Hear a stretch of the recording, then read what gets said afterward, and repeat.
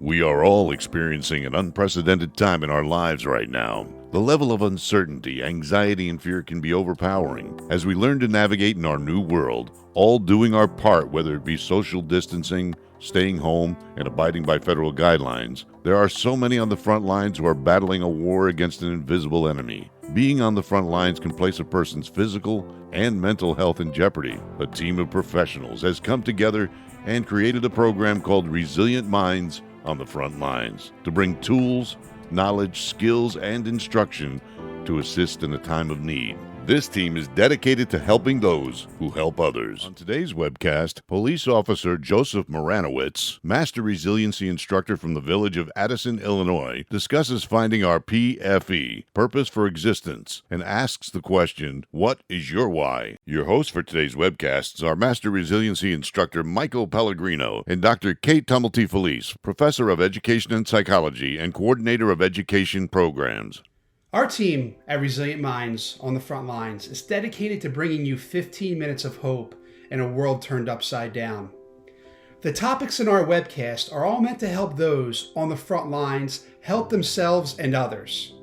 Today, my good friend Joe Maranowicz, who I call Chicago Joe, reminds us that tomorrow is not promised, so start living your best life right now.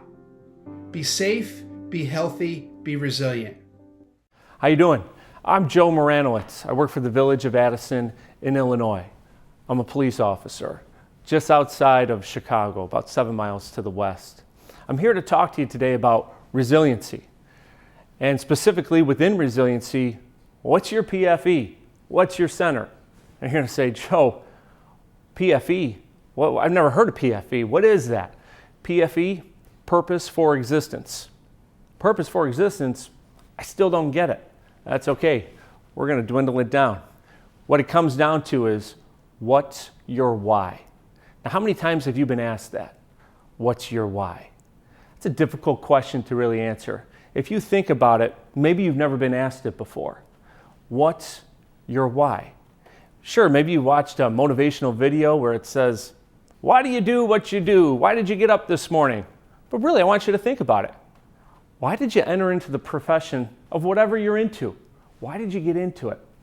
Why do you do what you do?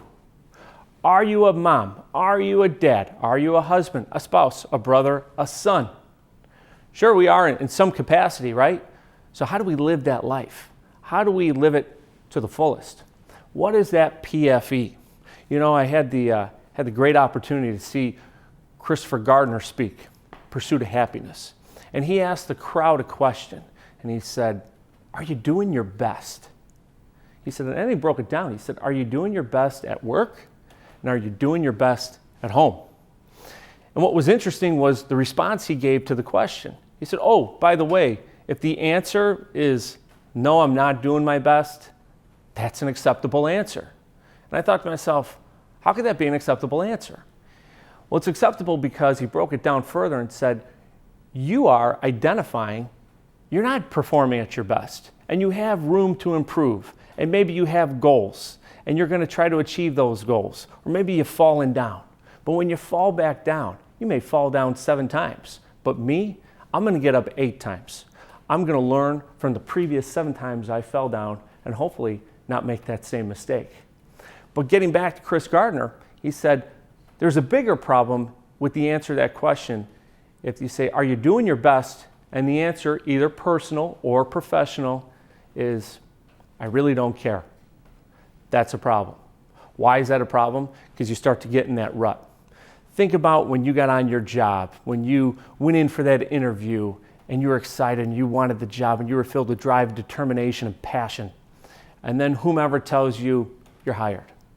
Wow, what a blessing. You're filled with joy. Maybe you called your spouse, your mom, your dad, your kids, and you said, hey, I got that job. And you're filled with desire to do a good thing, right? Now, if you're not doing your best, you're going to learn. But if you don't care, you see, that's the problem. Now apply that to your personal life. You're not being the best spouse. You're not being the best mom or dad, brother, sister, son or daughter. You fill in the blank. But if you're not being your best, how do we get better? I'm going to try to help you with that. What's your PFE? It's in a great book I read, The Why Cafe. You'll see it right up here. The Why Cafe, it talks about what is that purpose for existence. So many times we think in life that, in 15 years, when the kids move out or the kids are done with college or I retire, I'm going to do A, B, and C.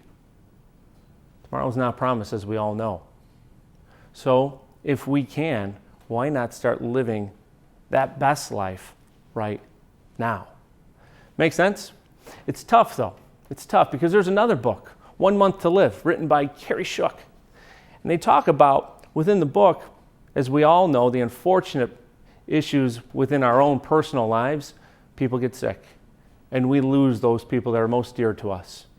But within this book, it says 1 month to live. Many times people come and they say to their pastor, to their loved one, I only have 30 days. I only have 3 months, 6 months. You put the number to it. But then what do most people start doing? They start living their life the way they probably always should have. They start to forgive people. The little things that they made into a huge problem remain little. And they start to see the beauty in the everyday occurrences. And within that book, they also talk about the birth date, the death date, but what's in the middle, the dash. And within the dash, that's our purpose. That's our legacy. That's our why. So let's really define that why. Why do you do what you do? I know some agencies, some departments, some employers, they have people actually write a letter down. And they say, hey, day one, write a letter. What do you hope to accomplish? And they write it. So when you get in that rut, maybe the boss calls you in and says, hey, listen, 7 years ago, you're a hard charger. You were coming in here. I want you to read this, because guess who authored it? You did. Now think about it from the time you said, I do, if you were blessed enough to get married, or if you were blessed enough to have children. When you said I do to your spouse, you said, I'm going to be the best. I'm going to be here for you. Good times, bad times. When you had that child, you said, Mom, Dad, we're going to be the rock. We're going to be here for you. Now at times, things take us away and we get distracted. We got to be at work. We can't be at two places at the same time. We have to juggle, and it's hard. And sometimes we will stumble. We will fall. But like I said earlier, you pick yourself back up. You dust yourself off, and you get back on the horse, and you ride to greatness. And so I look over here, over my shoulder. This is my why. It's really easy. Now, I didn't talk to you about my profession. I love my profession. My profession has been outstanding to me. It's been very rewarding. But I do know that one day, my job, it's going to come to an end.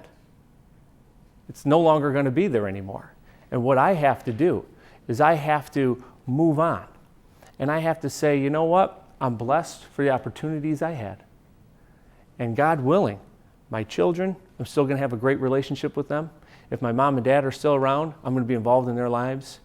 And the woman that I married, that I said I do to, now 17 years ago, who is a saint, God bless her, she puts up with me, she'll be there right by my side. If we lose our way down that road and we lose our why and we can't balance our center, the wheels fall off. This is my why. I want to be the best dad that I can. I want to teach them moral values and ethics. And I want them to see that if dad should fail, guess what? Dad's going to get back up. Because I want them to see hard work through my profession and see that I do something good. Now, profession, what is your why? To me, I don't like vanilla answers. I don't like, I want to come in and do a good job. That's a vanilla answer.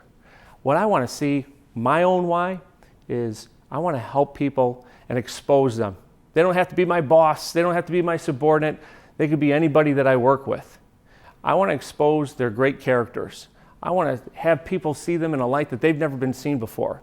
Like Tim McGraw says in that song, Humble and Kind, when you get where you're going, help the next one in line. That's what it is. And life isn't going to be easy. And life isn't going to be some picture that's just painted and, a beautiful masterpiece, 1, 2, 3. It's not the way it is. Abraham Lincoln had a great quote. He said, I may be a slow walker, but I never walk back. What does that really mean? It really means a lot of resiliency within that statement. Abraham Lincoln, when he first started, failed at a lot of his elections and a lot of his things that he wanted to do. But he was resilient, much like Dr. Seuss. Google it, look it up. 27 times a publisher denied him the book. 27 times. Resiliency. Maybe a slow walker, but I never walk back. I'm gonna get out of my ruts. I'm gonna be the best dad. I'm gonna be the best spouse. And I'm gonna be the best worker. But you gotta find that PFE. It's in here. It's in that center. And you gotta dance the delicate balance of life. Thank you for tuning in today. Hopefully I hit you here, and hopefully you can maybe read a book and share what the PFE is and live that 1 month to live book every day of your life. Thank you.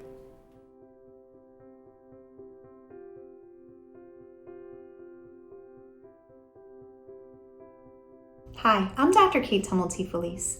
Thank you so much for spending this time with us today, and thank you, Joe, for sharing your thoughtful insights about finding your why. When we spend this time with Joe and listen to the passion with which he speaks and the photos of his family around him, it's not hard to see what his why is, how he finds purpose and meaning despite a challenging job.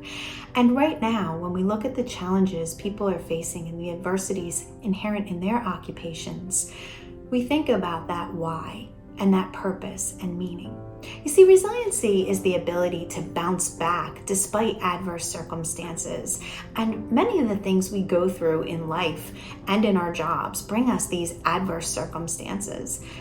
And sometimes in the most challenging times, that's when we tap into that why, that reason, that gives us meaning, that gives us purpose. Sometimes when life knocks us down to our knees, it's the thing that keeps us going. Viktor Frankl said, ultimately, man should not ask what the meaning of his life is, but rather must recognize that it is he who is asked. Joe gives us some valuable insight and tools about the hard questions we need to ask, and we need to revisit in challenging times to come up with our why, our reason, our passion, our drive, our purpose, our meaning. And that meaning helps us build our resiliency. Answering why, asking those hard questions, even in the most challenging times, is what keeps us going. We give you so much gratitude and credit for keeping going right now, and through adverse times and through challenges inherent in your job, inherent in this world, and in the times we're in. Finding your why, finding your passion, helps you help others. That's our goal here. Thank you for your time today. Thank you for sharing the insight and tools that you did, Joe. And thank you for thinking about with us your why, your passion, your purpose. Be safe, be healthy, be resilient. Thank you.